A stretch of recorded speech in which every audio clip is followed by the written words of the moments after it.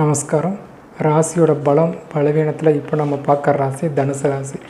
தனுசு ராசியோட பலமே என்னோட நேர்மை தான். 12 ராசிலேயே அதிகமாக நேர்மை இருக்கிற ராசி இந்த தனுசு ராசின்னு ஒரே சொல்லிடலாம். அப்படி நேர்மை இல்லாமல் இருக்கிறாங்கன்னா கண்டிப்பாக லக்னாதிபதி குரு கெட்டிருக்கணும். அப்போ தான் இவங்க என்ன செய்யணும், நேர்மை இல்லாத ஆட்களாக இருப்பாங்க. ஆனால் உறுதியாக தனுசு ராசியில் முழுசாக நம்பி ஒரு பொறுப்பை படிக்கலாம்.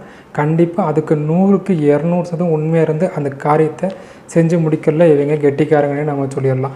பலவீனம் அப்படின்னு பார்க்கும்போது இவங்களுக்கு வளைஞ்சு கொடுத்து போக தெரியாது. எல்லா இடத்துலையும் ஒரே மாதிரி இருக்க முடியாது இல்லையா? சில இடத்து தகுந்த மாதிரி நம்ம கொஞ்சம் வளைஞ்சு கொடுத்து தான் போயாகணும். ஒரு ஐஸ் வச்சு ஒரு காரியத்தை சாதிக்க முடியும் அப்படின்னா கூட அவங்க இதை செய்ய மாட்டாங்க.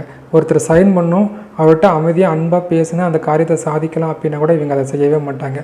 கேட்டால் வேண்டாம் என்ன சொல்லுவாங்கன்னா, வேலை செய்கிறது என் வேலை, அதுக்கு சைன் பண்ணுறது அவரோட வேலை, அதை அவரை செஞ்சு தான் ஆகணும். என் வேலையை நான் முடிச்சிட்டேன், அவர் வேலையை அவரும் முடிக்கணும், எதுக்கு நான் அவர் கை சேர்க்கணும் அப்படின்னு சொல்கிற ஆட்கள் இந்த தனுசு ராசிக்காரங்க தான். எந்த இடத்துல என்ன பேசி எப்படி காரியத்தை சாதிச்சுக்கணும் சுத்தமாக தெரியாது. அப்படியே மிதுனத்துக்கு ஆப்போசிட் யார்? இந்த தனுசு ராசிக்காரங்க. அவங்க எந்த இடத்துல எப்படி பேசினா காரியத்தை சாதிக்கலாம்னு நினைப்பாங்க. இவங்க இடத்துக்கு ஏற்ற மாதிரி பேச இவங்களுக்கு தெரியாது. அதனால் இவங்களோட விஷயத்தில் வசமாக மாட்டிப்பாங்க. ஸோ முதல்ல இவங்க என்ன செய்யணும், அதாவது ப்ராக்டிக்கல் லைஃபுக்கு வாங்க. எங்கே நம்ம எப்படி பேசினா அந்த இடம் நடக்குமோ அதுக்கேற்ற மாதிரி நம்மளை மாற்றிக்கணும்.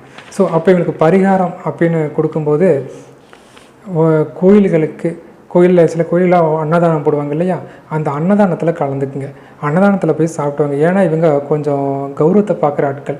கோயிலுக்கு போனால் டக்குன்னு சாமி கும்பிட்டு வந்துடுறாங்க ஒழிய அங்கே போய் சாப்பிட்ணுமா, கீவல் நிற்கணுமான்னு தன்னை கொஞ்சம் இது பண்ணிப்பாங்க.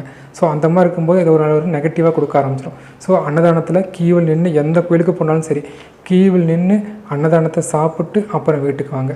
அதே மாதிரி 2வது பரிகாரமே இவங்களுக்கு சில கோயிலில் பார்த்தீங்கன்னா வருடாந்திரமாக காணிக்கையில் எண்ணுவாங்க இல்லையா, பணக்காணிக்கலை என்ற அமைப்பு. அந்த மாதிரி வேலைட்கள் வாலண்டரியாக போவாங்க இல்லையா, அந்த மாதிரி உங்களுக்கு வாய்ப்பு கிடைச்சா போயிட்டு வாங்க. ஏன்னா வருஷத்துக்கு ஒரு தடவை அந்த மாதிரி ஏதோ ஒரு இடத்துல நீங்கள் போய் அந்த கோயில் காணிக்கை பணத்தை கையால் எண்ணி அந்த வாலண்டரியாக போய் அந்த ஹெல்ப் செஞ்சிங்கன்னா, அந்த கோயிலுக்கு கருவூலத்துக்கு நீங்கள் ஹெல்ப் செஞ்சிங்கன்னா உங்கள் வாழ்க்கையில் மிக அற்புதமான பலன்களை நீங்கள் எதிர்பார்க்கலாம். வருடம் ஒரு முறை இல்லைனா 2 வருடம் ஒரு முறை இந்த மாதிரி காரியத்தை செஞ்சு பழங்க. வாழ்த்துக்கள்.